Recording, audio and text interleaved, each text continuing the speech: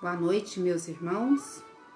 Sejam todos bem-vindos ao estudo de hoje.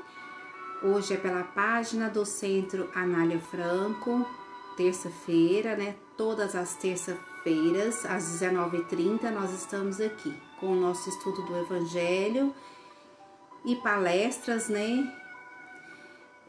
Fazendo o nosso trabalho de divulgação da doutrina espírita.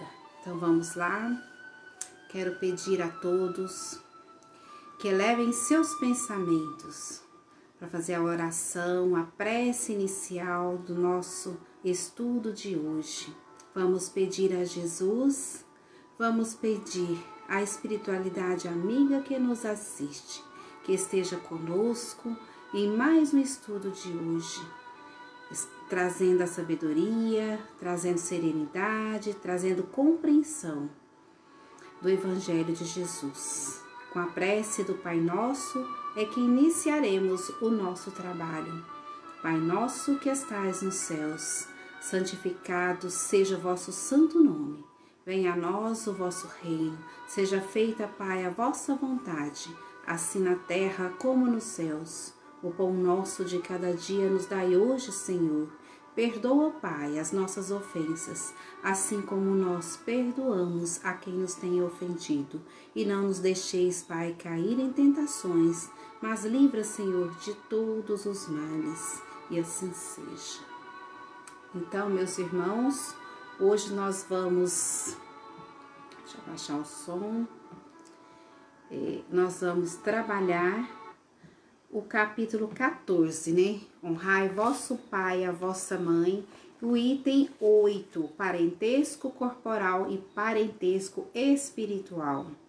Os laços de sangue não estabelecem necessariamente o laço entre os espíritos. O corpo procede do corpo, mas o espírito não procede do espírito, porque o espírito existia antes da formação do corpo. Não foi o Pai quem criou o espírito do Filho. Ele não fez senão fornecer-lhe um envoltório corporal, mas deve ajudar o seu desenvolvimento intelectual e moral para fazê-lo progredir. Então, dentro do Evangelho de hoje, do capítulo 14, esse item parentesco corporal, parentesco espiritual, nós vamos fazer o estudo de hoje. Então, meus irmãos, eu pergunto, como que nós vamos explicar o vínculo existente entre pessoas que se unem dentro das famílias, entre pai e filho, entre filhos e irmãos, né, entre os irmãos? Como que isso se explica? Qual o vínculo? Esse vínculo é de ordem material? Esse vínculo é de ordem espiritual? Como que se processa essa união, essa encarnação dentro dos grupos familiares? Essa família, ela se une aqui materialmente apenas, ou nós temos um planejamento reencarnatório que possamos ali, né, fazer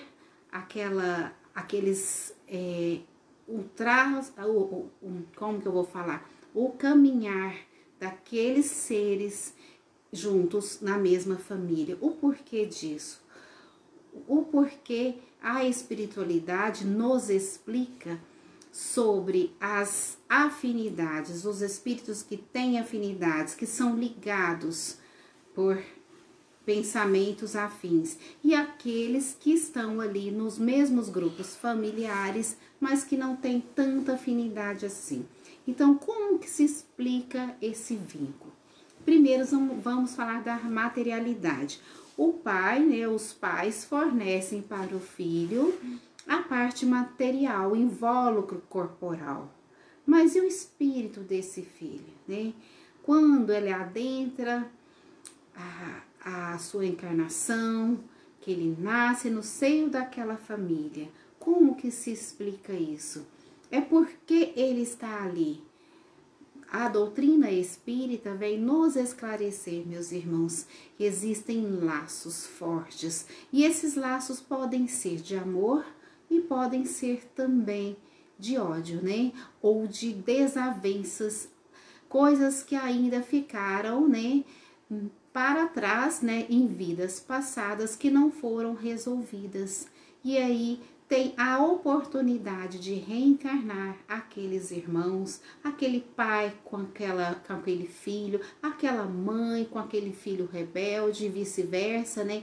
Estão todos ali reunidos para parar as arestas, para em determinado momento da vida terrena que seja cumprido essa educação dos filhos através do amor dos pais, do amor incondicional dos pais, e assim refazer esses laços que podem deixar de ser de desavença, de ódio, para ser laços de amor. Então a doutrina espírita nos explica essa união ou desunião existente nas famílias carnais. Porque, meus irmãos, nós muitas vezes, a maioria das vezes, porque estamos num plano de provas e expiações, estamos reunidos a familiares não muito simpáticos uns aos outros. Geralmente nós temos muitas desavenças dentro do grupo familiar.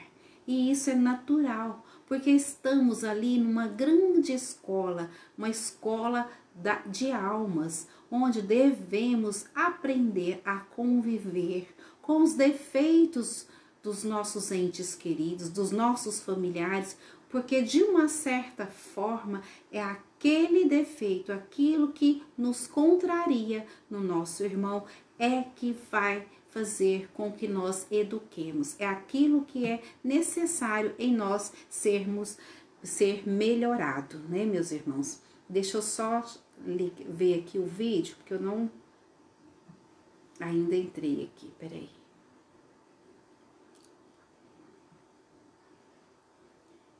Vou voltar aqui. Eu tô aprendendo, viu, meus irmãos? Tenham um pouco de paciência. Eu quero colocar aqui no computador o vídeo para poder dar um alô a quem está assistindo o nosso estudo de hoje. Então, vamos lá.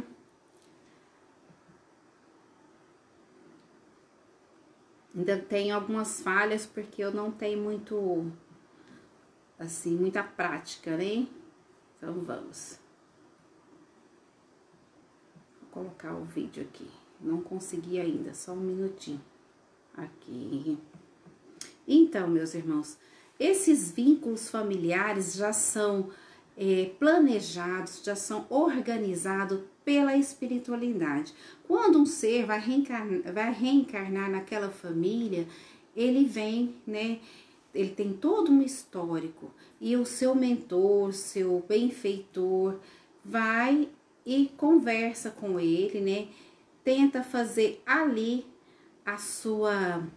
o seu planejamento de forma que sejam resolvidas certas questões que ficaram, né, em outras vidas, em outras passagens, ficaram a ser resolvidas. Às vezes é um ódio, às vezes é uma situação de, vamos fazer assim, uma situação de traição, uma situação, as questões morais devem ser resolvidas ali. Então, meus irmãos, o seio familiar é uma grande escola. Como diz lá no livro, o livro do Chico Xavier, Jesus no Lar, de Neio Lúcio, né? A Escola das Almas. Tem uma pequena passagem aqui, eu vou ler só um pouquinho, só para nós adentrarmos mais esse tema.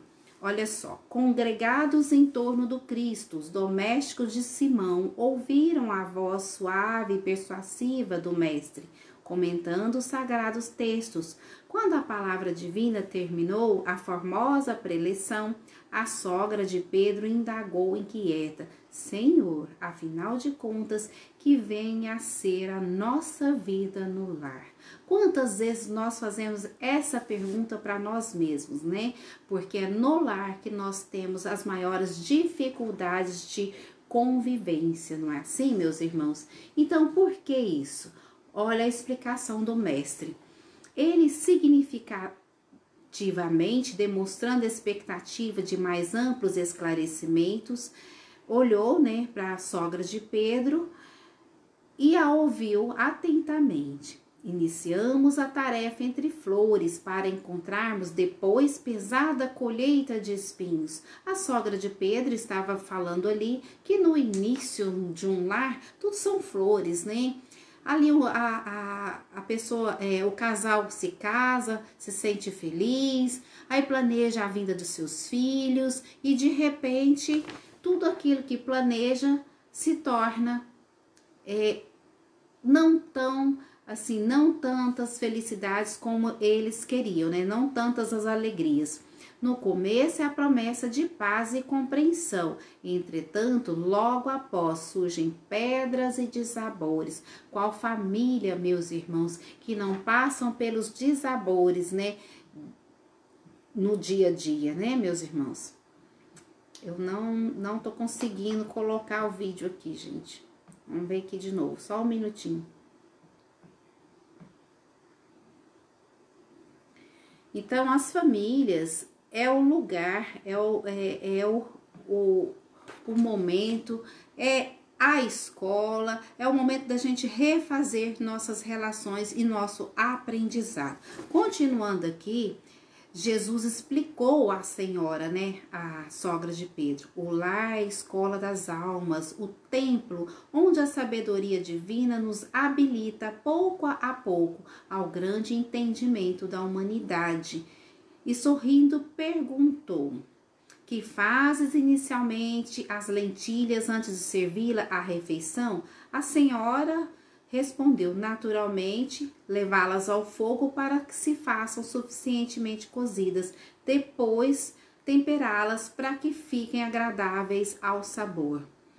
Aí o mestre perguntou: pretenderias também servir pão cru à mesa? O que o mestre quis dizer com aquilo?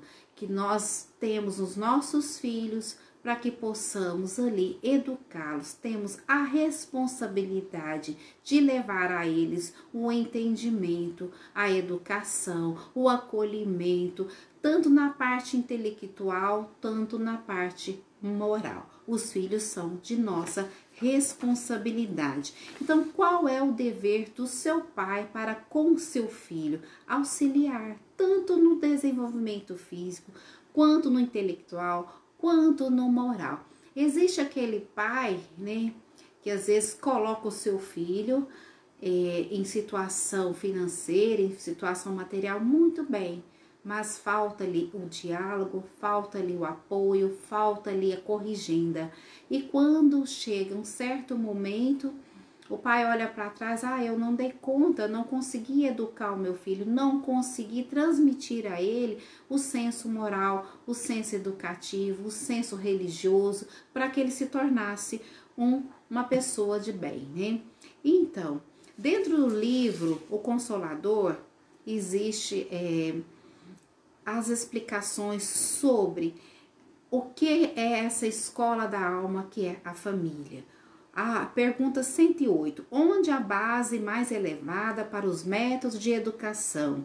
As noções religiosas, como a exemplificação dos mais altos deveres da vida, constituem a base de toda a educação no Sagrado Instituto da Família. Esse é Emmanuel, no livro O Consolador, que nos ensina, que nos explica sobre a base que a família dá, de toda a educação daquele que foi colocado sob a sua responsabilidade. E na questão 109, pergunta assim: o período infantil é o mais importante para a tarefa educativa? O período infantil é o mais sério, mais propício à assimilação dos princípios educativos. Também nesse livro, nessa questão, meus irmãos, está lá sobre a questão da criança até os 7 anos ser maleável aos nossos ensinamentos. E por que isso? Até os 7 anos, a criança ainda está presa aos liames espirituais, à vida espiritual. Ela adentrou o mundo físico, ela reencarnou, mas ainda tem muito da parte espiritual. E é o momento ainda da família, né, dos pais, a tratarem de certa forma, a educá-lo, a parar certas arestas em sua educação moral, em sua educação intelectual. Eu falo principalmente a parte moral. Até os 7 anos, os pais devem trazer para os filhos esse direcionamento dessa educação. Porque é o momento em que eles estão mais vulneráveis ao aprendizado. Porque ao reencarnar, o espírito é instruído. Ali ele não fez um planejamento reencarnatório sozinho. O seu benfeitor, junto com ele, foi ver naquilo que ele necessitava estar melhorando.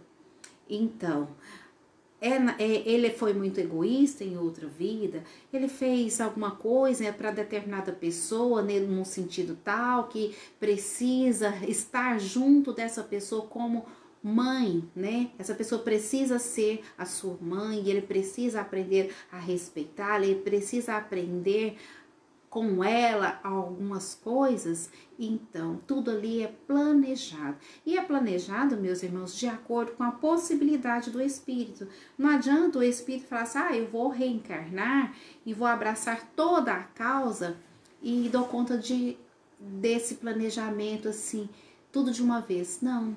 Os nossos benfeitores espirituais, a espiritualidade em si, Jesus, toda essa organização para que nós reencarnemos, ela é trazida até nós de acordo com o que nós damos conta naquela encarnação de passar, de desenvolver e de melhorar.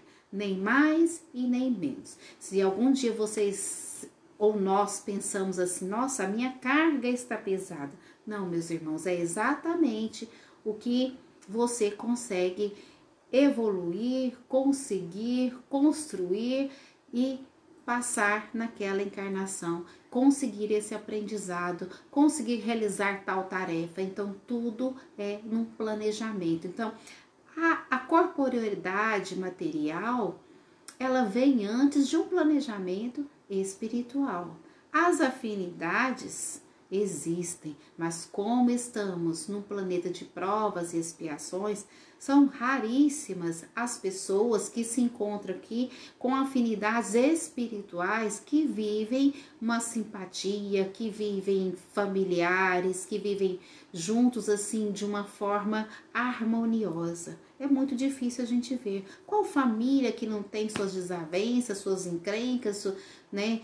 Qual família que não tem, né, meus irmãos? Mas é próprio do planeta em que convivemos. Existem vários tipos de reencarnação ainda nos determinados lares. Existem aqueles que não, a pessoa encarna lá e é simplesmente ela se sente fora do ninho. Por quê? Provavelmente a pessoa tem muita responsabilidade com aquele grupo familiar, com aquelas pessoas que foi destinado a conviver ali. Provavelmente ela tem aquilo que precisa aprender e ele precisa... tô achei aqui, gente, só um minutinho. Nossa Senhora. Aí ele precisa estar ali com aquelas pessoas para aprender a amar, para aprender a perdoar, para aprender a tolerar. Então, meus irmãos, nada do que fazemos na nossa encarnação, futuramente, em outras passagens, em outras vidas, vai ficar sem reparo, porque existe esse planejamento e é na família, que é a escola da alma. Então, quando nós fugimos dos nossos familiares, às vezes não temos tolerância, às vezes não conseguimos conviver bem, nós sabemos que eles temos muitas dívidas, né? Muitos resgates. Mas num momento ou no outro, nós vamos ter que melhorar isso. Então, se não é nessa vida, vai ser em outra, né? Em outra encarnação. Então, o que nós podemos fazer, meus irmãos, é conviver melhor com os nossos familiares, para que essa passagem aqui seja proveitosa, que a nossa encarnação seja proveitosa. No item 110 do livro Consolador, olha só, qual a melhor escola de preparação de almas reencarnadas na Terra? Novamente, reiterando, né? A melhor escola ainda é o lar, onde a criatura deve receber as bases do sentimento e as bases do caráter. Então, meus irmãos, não é fora do lar que nós vamos aprender ter a nossa base moral, a nossa base intelectual.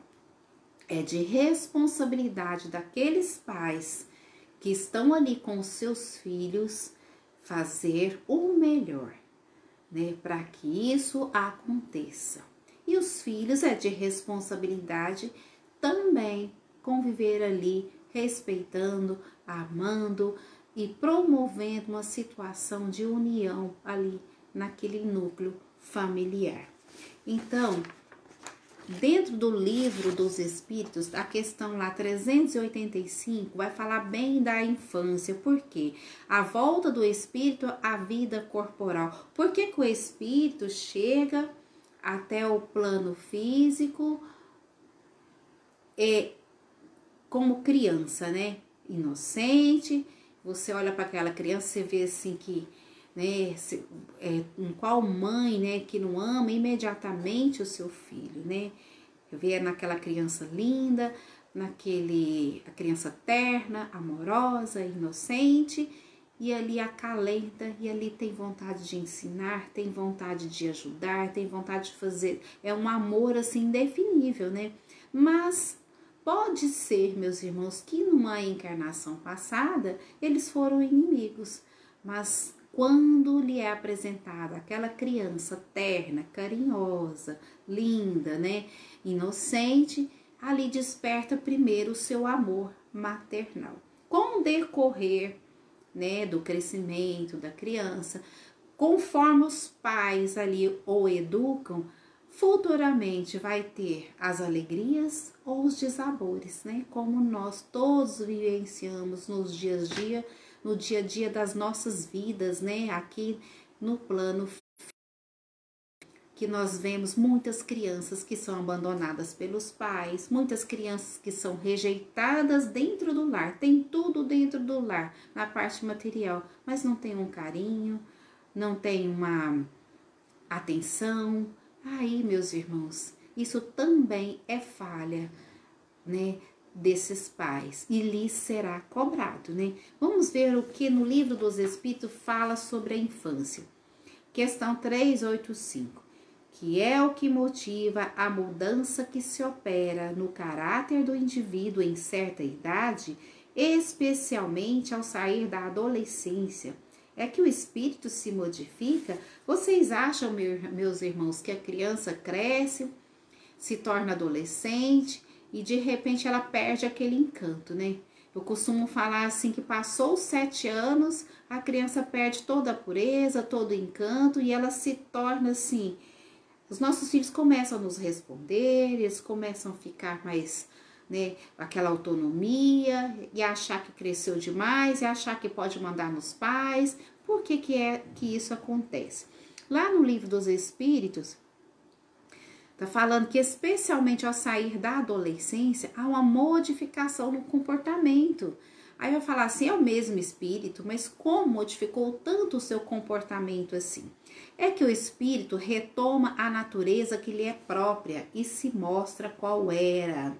Então, meus irmãos, até 7 anos, a criança ainda fica lá, né, assim, envolvida pelo plano espiritual, por aquilo que ela prometeu ou se organizou naquela reencarnação, para aquele planejamento daquele momento, né? Ela ainda fica à mercê da educação dos pais. À medida que ela vai adentrando realmente o corpo físico, ela vai esquecendo daquilo que ela planejou.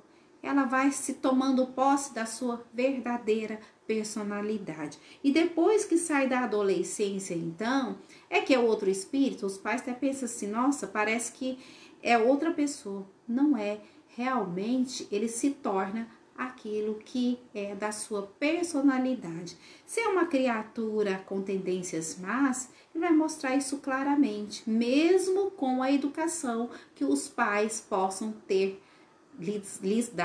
lidado na sua infância. Por isso que é muito importante o período infantil, estar com os pais, sob a educação dos pais, sobre a atenção dos pais na parte moral, na parte física, na parte intelectual. Então é muito importante isso, né? Porque provavelmente nós passamos uma fase assim, né? Quando a criança tá lá na adolescência, começa, né? Dá uns probleminhas e tal, aí depois fica um adulto e você, aquela sementinha que você plantou, que você conseguiu colocar para seu filho, para sua filha, é aquilo que vai, nesse momento, aplacar aquela personalidade, às vezes muito egoísta, com más tendências. Então, a educação que os pais lhe deram, né, na infância, é que vai demonstrar ali essa melhora no espírito desse ser, né? Então, é muito importante o núcleo familiar. É muito importante nós estarmos atentos que dentro da nossa vivência material, o lar é realmente a escola de almas. E a maioria das vezes nós vivemos em desavença mesmo com os nossos familiares, né, meus irmãos? Então, a doutrina espírita vem nos esclarecer, vem nos trazer esse entendimento da nossa responsabilidade, que existem dois tipos realmente de famílias, a família no sentido corporal e a família espiritual. Muitas vezes vem um espírito reencarnar e ele se sente totalmente sozinho neste plano. Ele está ali numa família carnal, mas não tem afinidade com nenhum deles. Mas vocês podem ter certeza que tem a responsabilidade ali. Às vezes um tem responsabilidade de ensinar a todos. Então ele vai se sentir só, ele vai se sentir amargurado, mas ele sabe, pelo seu planejamento, pela uma vaga intuição que persiste nele, que ali ele tem que ensinar algo e tem que aparar as suas arestas, porque ali ele tem algumas dívidas com aqueles familiares. Então, é importante o entendimento da doutrina espírita diante das nossas desavenças familiares e que nós possamos entender que devemos fazer o possível para resgatar todas as nossas faltas perante aqueles que estão convivendo conosco no dia a dia. Porque não é por acaso, né? Como já ficou bem explicado no Evangelho, não é por acaso que estamos ali reunidos naquele momento. Então, que ensinamento Jesus disse, nos transmitiu a dizer: eis aqui meus verdadeiros irmãos, referindo àqueles que não eram seus parentes. Tem essa passagem também no Evangelho, quando Jesus fala: eis aqui meus irmãos, eis aqui meu pai, minha mãe, e as pessoas, para pessoas que estão ali ao seu redor, mas que não eram seus consanguíneos. Ele quis realmente nos dizer que a família consanguínea nem sempre é a nossa verdadeira família, mas que estamos ali para uma determinada tarefa, para um determinado aprendizado. Muitas vezes nós sentimos falta, né? Queremos ser amados, queremos ser tolerados, aceitos num grupo, né? Um grupo familiar, um grupo de trabalho, na sociedade, e muitas vezes a falta de amor, de tolerância e entendimento faz com que sintamos um pouco isolados. Mas, meus irmãos, é aí que devem ser observadas o aprendizado, observada todas essas atitudes que começam lá no lar, e devemos saber que nada é feito sem um planejamento. Eu aconselho, eu peço, né, assim, eu vou dar uma dica de leitura que vai falar, tem várias, né, meus irmãos, que fala desse ajuste familiar, que vem assim, ó, em várias encarnações. Nós não estamos com os nossos familiares de maneira aleatória nunca, né? E procuramos sempre estar entendendo isso. Então, a Ivone Pereira, ela criou, assim, ela escreveu 3 livros que trouxe para nós o entendimento, né, de um grupo familiar que vinha se resgatando as suas faltas, né? Eles vinham convivendo juntos um século, depois vieram novamente, até resgatar todas aquelas falhas, né? Vem lá o Cavaleiro de Lumières, o Drama da Bretanha e Nas Voragens do Pecado. Na verdade, a trilogia começa nas Voragens do Pecado, o Cavaleiro de Lumières e o Drama da Bretanha. É toda uma história de um grupo familiar, e vocês sabem também a história da própria Ivone, né, que tem ali o resgate das faltas, né? Então, nós estamos ligados uns aos outros desde outras e outras encarnações, e ali vamos transformar. Na verdade, nós precisamos transformar todo o grupo familiar e todos que estão ao nosso redor, porque nós devemos ser uma família universal perante os ensinamentos de Jesus, né?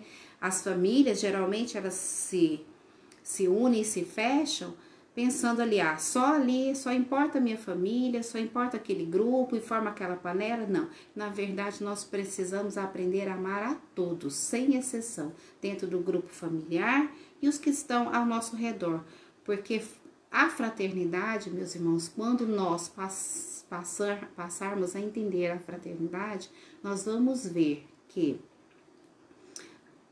nós somos uma família universal, que Jesus nos amou de tal forma que em determinado momento da nossa evolução, que ainda vai demorar muito, né, nós vamos conseguir compreender isso e não ver diferenças, né, nas pessoas que estão ao nosso redor. Isso começa lá na nossa família.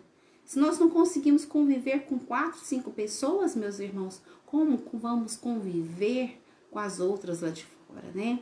As dificuldades que nós temos dentro do lar, elas vão trazer para nós, se nós conseguirmos superá-las, esse maior entendimento de convivência entre os irmãos ao nosso redor lá de fora, né?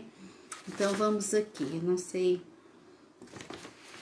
eu vou falar essa parábola, essa fábula que eu vou ler agora, é só para terminar o nosso estudo de hoje. E a maioria de vocês sabem, né? Mas ele exemplifica muito bem a nossa convivência com os nossos familiares. Vamos lá, o porco-espinho. Durante a era glacial, muitos animais morriam por causa do frio.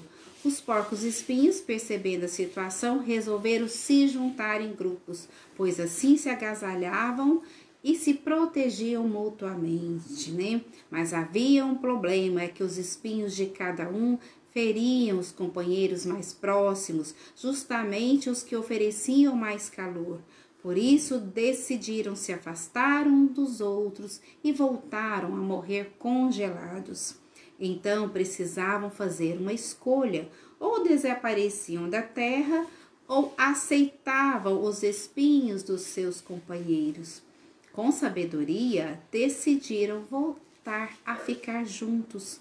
Aprenderam assim a conviver com as pequenas feridas que a relação com a pessoa muito próxima pode nos causar, já que o mais importante era o calor do outro, e assim sobreviveram. Então, moral da história: o melhor relacionamento não é aquele que une pessoas perfeitas, mas aquele em que cada um compreende e aprende a viver com o defeito do outro. Não é assim, meus irmãos? Quando nós estamos todos juntos lá com os nossos familiares, sempre surge ali uma encrenca ali, outra, né? Assim são os espinhos, né, que nos ferem. Mas o que nós possamos fazer? Dá uma afastadinha, volta novamente e possamos amar os nossos familiares com todas as dificuldades, com todos os defeitos, que nós possamos nos amar a cada dia mais e colocar diante de Jesus a nossa família em primeiro lugar, em todos os momentos da nossa vida terrena. Meus irmãos, ali está a grande escola, ali está o grande ensinamento, ali está a grande prova de amor que nós devemos dar perante a nossa sociedade, perante a nós mesmos e perante a Jesus. Que Jesus nos abençoa, que Jesus nos proteja, que Jesus proteja todas as famílias.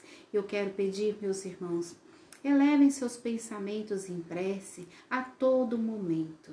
Os irmãos espíritas, nesse momento frágil que nós estamos vivenciando, elevem os pensamentos.